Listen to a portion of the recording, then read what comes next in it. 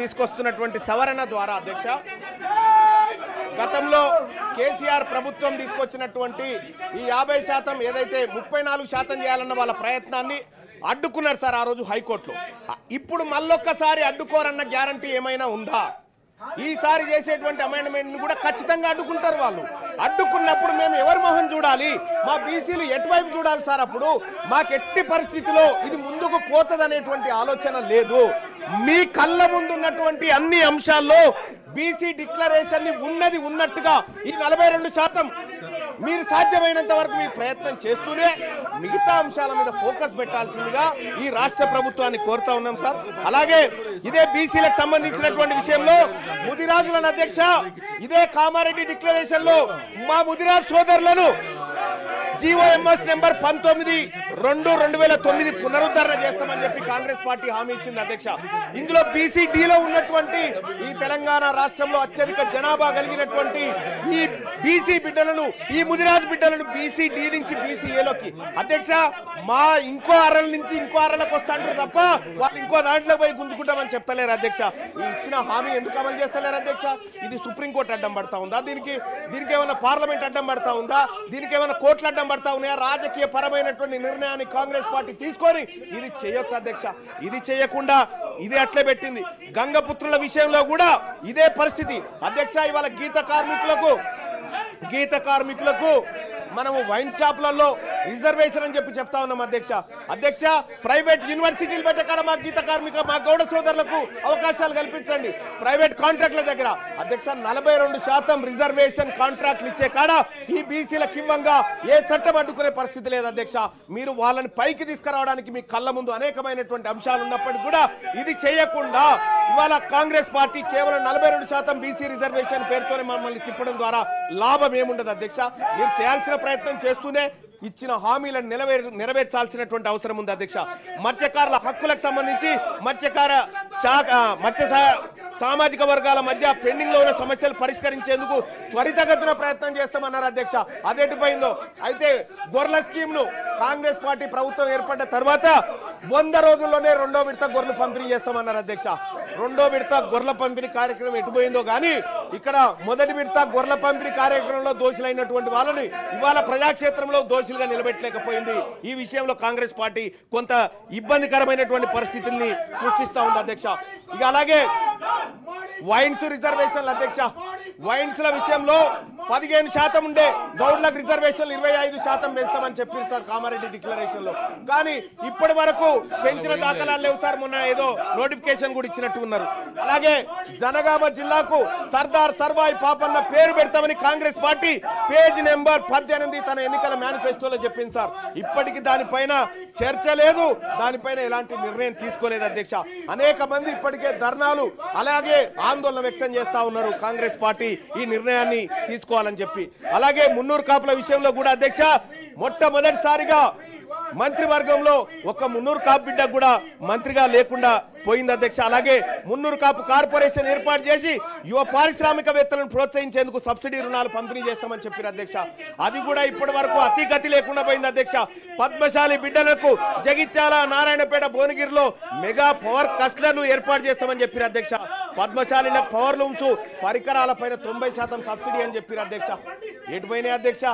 ఈ కామారెడ్డి డిక్లరేషన్ లో కేవలం 42% స్థానిక సంస్థల రిజర్వేషన్లు కాదు అధ్యక్ష. సార్ ఇక్కడ 42% రిజర్వేషన్ కాదు అధ్యక్ష. అనేకమైనటువంటి అంశాలు ఈ బీసీ డిక్లరేషన్ లో ఉన్నాయి. కేవలం 42% రిజర్వేషన్ అనే కాదు, మీరు చేయగలిగినటువంటి అన్ని ఉన్నాయి ఇందులో. మరీ ముఖ్యంగా అధ్యక్ష విశ్వకర్మలకు సంబంధించినటువంటి అధ్యక్ష మంగళి, స్వర్ణకారులు, కమ్మరి, వడ్రంగులు, కుమ్మరులను 90% సబ్సిడీతో టూల్ కిట్లు ఇస్తామని చెప్పారు అధ్యక్ష. ఆ కార్యక్రమం చేయడంగా ఎవరు అడ్డుకుంటారు అధ్యక్ష? అక్కడ ఏం పార్లమెంటే వద్దంటలేదు, సుప్రీంకోర్టులు ఏం అడ్డుకుంటలేవు అధ్యక్ష. పట్టణ ప్రాంతాల్లో షాపుల ఏర్పాటు భూమి కేటాయిస్తామని చెప్పారు అధ్యక్ష. ఆ భూమి కూడా ఇప్పటిదాకా దాని మీద పరిశీలన కాదు కదా, కనీసం పట్టించుకున్న పాపాన పోలేదు అధ్యక్ష. మా రజక సోదరులకు, రజక యువతకు పట్టణాల్లో ల్యాండ్ రోమెంట్స్ ఏర్పాటు చేసేందుకు 10 లక్షలు ఇస్తామని చెప్పారు అధ్యక్ష. తక్షణమే ఈ ప్రభుత్వం ఇవన్నీ చేపట్టాలని డిమాండ్ చేస్తా ఉన్నాం అధ్యక్ష. అలాగే రాష్ట్ర వ్యాప్తంగా దోబిఘాట్లు ఆధునీకరణ కోసం ప్రతి జిల్లాకు 10 కోట్లు కేటాయిస్తామని చెప్పారు అధ్యక్ష. నేను ఈ సభ ద్వారా ఈ తెలంగాణ రాష్ట్రంలో ఉన్నటువంటి బీసీ బిడ్డల తరఫున మాట్లాడుతా ఉన్న అధ్యక్ష, కాంగ్రెస్ పార్టీ చేయడానికి ఎలాంటి అడ్డంకి లేనటువంటి అంశాలు ఈ మేనిఫెస్టోలో చాలా ఉన్నాయి. వీటిని నెరవేర్చాల్సిందిగా ఇక్కడ ఉన్నటువంటి రాష్ట్ర ప్రభుత్వాన్ని డిమాండ్ చేస్తా ఉన్నా. మా ఆకలి, మా బాధ, మా గోస ఈ సభ ముందు పెట్టుకునేటువంటి సందర్భంలో ఈ రాష్ట్ర ప్రభుత్వం నుంచి మేము ఎక్స్పెక్ట్ చేస్తుంది అధ్యక్ష, కేవలం 42% మాత్రమే అడ్డంకి ఉంది. మీరు ఇంప్లిమెంట్ చేయడానికి ఏ అంశానికి కూడా అడ్డంకులు లేవు. వీటిని అమలు చేయండి. ఇక్కడ 1,00,000 కోట్ల బడ్జెట్ పెట్టినారు సార్, 20,000 కోట్లు ప్రతి ఏడాది బడ్జెట్ పెట్టడానికి ఎవరైనా అడ్డంకి ఉన్నారా? దీనికి మీరు పెట్టండి. బీసీలకు సంబంధించి రిజర్వేషన్ దయచేసి 42% రిజర్వేషన్ల విషయంలో అధ్యక్ష ఇవాళ గవర్నర్ గారు ఆమోదించాలి సార్, గవర్నర్ గారు సమ్మతించాలి. లేకపోతే మొన్న గతంలో సార్ ఇదే ఆనరబుల్ హైకోర్టులో గతంలో కేసీఆర్ గారు 34% రిజర్వేషన్ అన్నప్పుడు ఇగో అగ్రవర్ణాల వాళ్ళు హైకోర్టులో కేసేసి దీన్ని ఆపిరు సార్. ఇలా మళ్ళా ఇంకొక ఆయన పుట్టడానికి గ్యారంటీ ఏంది? ఇలా మళ్ళీ దాన్ని అడ్డుకోవడానికి గ్యారంటీ అధ్యక్ష ఈ మా బీసీల విషయము మాట్లాడుకునే సందర్భంలో బీఆర్ఎస్ పార్టీ ఈ రకంగా అరాచకం చేయడం, ఈ రకంగా దాన్ని అడ్డుకోవడం, సభను డిస్టర్బ్ చేయడం ఇది బాధాకరం సార్. ఇది అత్యంత బాధాకరం. ఇది బీసీలకు సంబంధించినటువంటి అంశం సార్. ఇక్కడ బీసీలకు సంబంధించినటువంటి అంశం చర్చకు వచ్చినప్పుడు బీఆర్ఎస్ పార్టీ చిత్తశుద్ధితో వీళ్ళకి 70 సంవత్సరాలుగా అన్యాయం జరుగుతుందని వచ్చి కూర్చొని మా బాధ వినాలి సార్, మా బాధ వినాలి సార్, మా ఆవేదన వినాలి. అది చేయకుండా కేసీఆర్ గారి పైన కేసు పెట్టిరనేటువంటి ఉద్దేశంతో అదే కేసీఆర్ గారు మా మీద 100 కేసులు పెట్టింది సార్. మేము ఎన్నడూ పట్టించుకోలే. మేము ప్రజాక్షేత్రంలో ఉన్నాం, ఎదుర్కోవడానికి సిద్ధంగా ఉన్నాం. కానీ ఈ రకమైనటువంటి వాదనకు దిగడం, బీసీలకు సంబంధించినటువంటి అంశం చర్చకు వచ్చినప్పుడు ఇది దుర్మార్గమైనటువంటి ఈ చర్య సార్. దీన్ని ఎట్టి పరిస్థితుల్లో బీసీ సమాజం ఉపేక్షించదంతే తమ ద్వారా తెలియజేస్తున్నాను అధ్యక్ష. బీసీ మంత్రి గారు. అధ్యక్ష వీళ్ళ వైఖరి చూస్తుంటే కడుపులో కత్తులు పెట్టుకొని అలుముకున్నట్టు ఉన్నది. వీళ్ళది మీ సిబిఐ కేసు గురించి మీరు అనేక సందర్భాల్లో మాట్లాడచ్చు. అవినీతి ఆరోపణలు ఎదుర్కొంటే విచారణకు కూడా సిద్ధంగా లేని మీ మానసిక విధానం చూస్తుంటే ఇవాళ చాలా జాలి కలుగుతా ఉంది. ఇవాళ 42% రిజర్వేషన్లకు బేసిక్ గా టీఆర్ఎస్ పార్టీ ఫ్యూడలిస్టిక్ పార్టీ వ్యతిరేకంగా ఉంది కాబట్టి ఇవాళ రిజర్వేషన్ల అంశం ఇక్కడ దానికి సంబంధించి పంచాయతీ రాజ్ మున్సిపల్ అడ్మినిస్ట్రేషన్ కోట ఎత్తేస్తుంటే ఇవాళ టీఆర్ఎస్ కావాల్సుకొని సిబిఐ పేరు మీద కార్యక్రమం చేస్తా ఉంది. ఏందా ఆరోపణలు ఎదుర్కొంటే విచారణకి ప్రజాస్వామ్యంలో విచారణకు ఎదుర్కొని నిర్దోషిగా నిలబడాలి. విచారణకు వచ్చినోడే ఈ విధంగా ధర్నాలు చేస్తే, విచారణ ఎదుర్కోవాల్సినటువంటి వాళ్ళు ఈ విధంగా ప్రొటెస్ట్ చేస్తే ఇవాళ తెలంగాణ మొత్తం సమాజం గమనిస్తా ఉంది. బీఆర్ఎస్ పార్టీ బీసీల పట్ల ఉన్న వైఖరి, బీసీల పట్ల ఉన్నటువంటి ప్రేమ ఏ విధంగా కనబడుతుందో చూస్తా ఉన్నాం. డెఫినెట్లీగా ఇది ప్రజలు గమనించాలి. తెలంగాణ ప్రజలంతా గమనిస్తారు. బీఆర్ఎస్ వైఖరి ఏ విధంగా నుంచి బీసీలకు సంబంధించి రిజర్వేషన్లు అడ్డుకోవడానికి చేస్తా ఉన్నారు. బీసీలకు సంబంధించి ఈరోజు జరుగుతున్నటువంటి పరిణామాల్లో తెలంగాణ ప్రభుత్వం ముఖ్యమంత్రి గారి నాయకత్వంలో అన్ని రకాల కడుపులో కత్తులు పెట్టుకొని అలుముకొని చంపుతా ఉన్నారు బీసీలను. ఇవాళ బీసీలకు అన్యాయం చేస్తుంటే కనీసం పార్టీ నాయకత్వం స్పందిస్తలేదు. నేను అడుగుతాను మధుసూదన్ చారి గారు, బండ ప్రకాష్ గారు, ఇవాళ బీసీలకు సంబంధించి ఒక ప్రక్రియ జరుగుతుంటే అచేతనంగా నిలిచారు. ఈ తప్పిదాన్ని గమనిస్తా ఉన్నారు. చరిత్ర ఊరుకోదు. ఫ్లోర్ లీడర్ గా రాజు గారు కావచ్చు, రమణ గారు కావచ్చు, అందరూ కూడా చెప్తా ఉన్నాం. 42% రిజర్వేషన్ సంబంధించి టీఆర్ఎస్ పార్టీ కుట్రపూరితంగా తెలంగాణ ప్రజలు గమనించాలి. తెలంగాణ ప్రజలందరికీ విజ్ఞప్తి చేస్తా ఉన్నాం. టీఆర్ఎస్ పార్టీ వైఖరిని చూడండి. 42% రిజర్వేషన్ ఏ విధంగా వ్యతిరేకిస్తుందో మధుసూదన్ చారి గారు స్పందించకపోతే వారు కూడా ఇందుకు సంబంధించి డెఫినెట్లీగా వారికి సపోర్ట్ ఉన్నట్టుగా భావిస్తా ఉన్నామని చెప్తా ఉన్నాం. ఇలా బీసీల గురించి మాట్లాడతారు. బీసీలకు ప్రక్రియ జరిగితే అడ్డుకుంటారు. అడ్డుకున్నప్పుడు సపోర్ట్ చేయరు.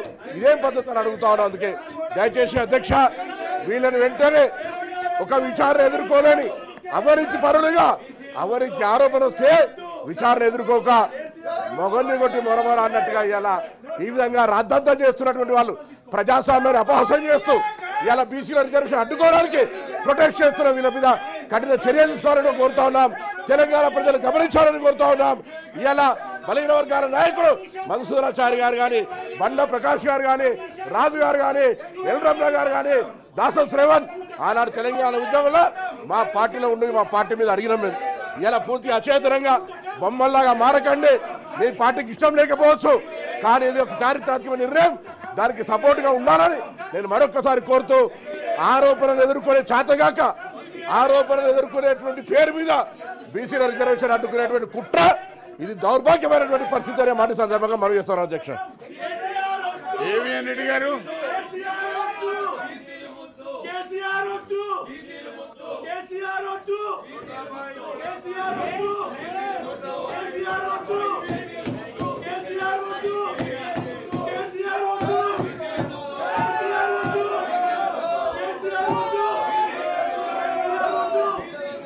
అధ్యక్ష,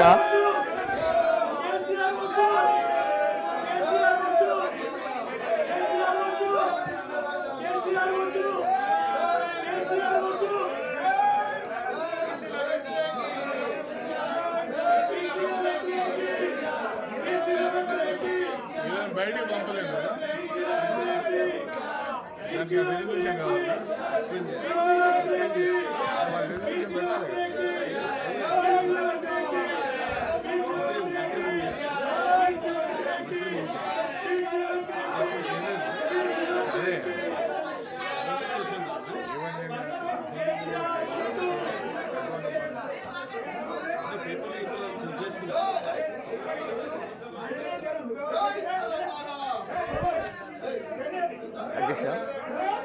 అధ్యక్ష, మీకు విన్నవించుకున్నది ఏంటంటే సభను కొంచెం ఆర్డర్లో పెడితే మేము మాట్లాడేది వినొస్తుంది సభ్యులకు. అధ్యక్ష, గౌరవ సభ్యులు మీ మీ స్థానాల్లో కూర్చోండి. Please take your seat. Please take your seat. Please take your seat. Please take your seat. Please take your seat. Please take your seat. Koti Reddy గారు, మీరు మీ స్థానాల్లో కూర్చోండి. ప్లీజ్ మీ స్థానాల్లో కూర్చోండి.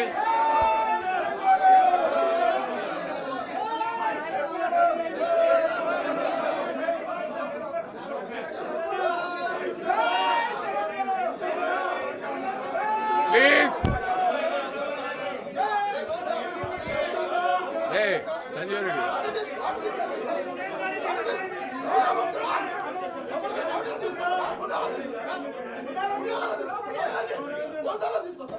ప్లీజ్. రాజు గారు, షంబీపూర్ రాజు గారు, దయచేసి మీరు మీ స్థానాల్లో కూర్చోండి. మీరు పోడియం దగ్గర రాకండి. పోడియం దగ్గర రాకండి. మీరు మీ ప్రొటెస్ట్ చేయొచ్చు. ప్రొటెస్ట్ చేసే హక్కు మీకుంది. ప్రొటెస్ట్ చేయండి ప్లీజ్. కానీ మీరు పోడియం మీదకి వస్తే ఏం చేస్తారు ఎవరైనా? మీరు పోడియం మీదకి రాకండి. మీరు పోడియం మీదకి రాకండి. దయచేసి మీ స్థానాల్లో ప్రొటెస్ట్ చేయండి ప్లీజ్. మీ స్థానాల్లో ప్రొటెస్ట్ చేయండి.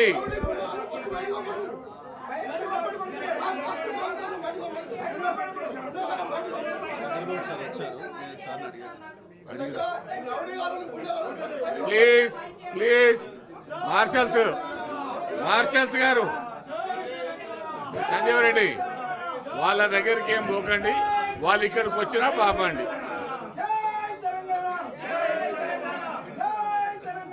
ఎంతకు రండి.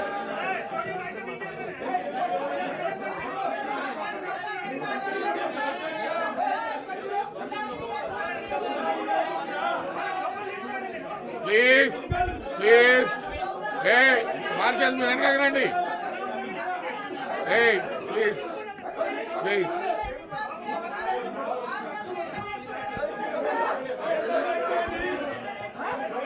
Please please.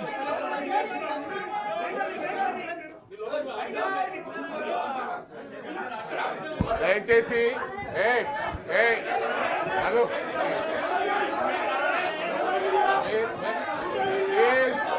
దయచేసి మీ స్థానాల్లో కూర్చోండి.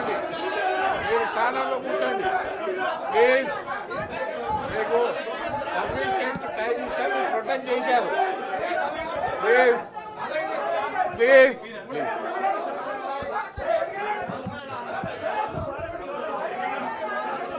ఎల్ఏ మినిస్టర్ గారు, ప్లీజ్ లిస్టెడ్ అఫేర్స్ మినిస్టర్ గారు.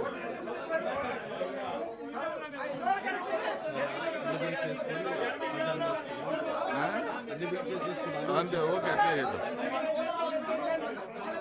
ప్లీజ్ ఎల్ఏ మినిస్టర్ గారు.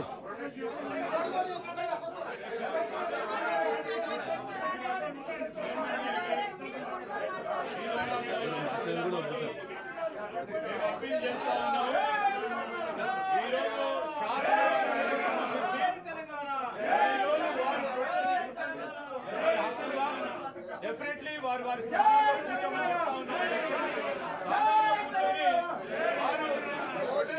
మీరు అవకాశం ఇస్తే మాకేం అభ్యంతరం లేదు. కానీ సాంప్రదాయ విరుద్ధంగా శాసన మండలి సభ్యులు వారి ఆలోచన ఈరోజు ప్రజల సభ ఇది సంబంధించి వారి వ్యవహార శైలికి సంబంధించిన ఆలోచన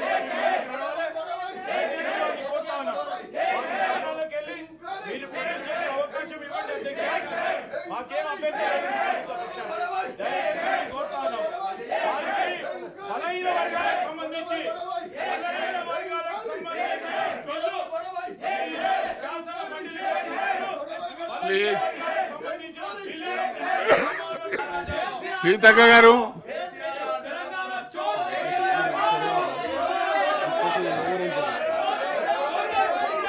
discussion is over. The question is that Telangana Panchayat Raj Third Amendment Bill 2025 be taken into consideration. Those who are for the motion, please say aye. Those who are against, please say no. Ayes have it, ayes have it. The motion is carried. Bill is considered. I shall put the classes to vote. There are no amendments to class 2, class 1. Enacting formula and long title. They are before the house. The question is that those who are for the class 2, class 1, enacting formula, long title, please say aye. Those who are against, please say no. Ayes have it, ayes have it. Class 2, class 1, enacting formula and long title to stand part of the bill. Honorable Speaker, sir, I beg I to shall now move request that the the bill minister be to passed. move the motion for passing the bill. Chairman, sir, I beg to move that the bill be passed. Motion moved. The question is that bill be passed. Those who are for the motion, please say aye. And bill is passed. I request the Minister for Panchayat Raj, Rural Development, Women and Child Welfare to move the motion for taking into consideration of Telangana Panchayat Raj Second Amendment Bill 2025.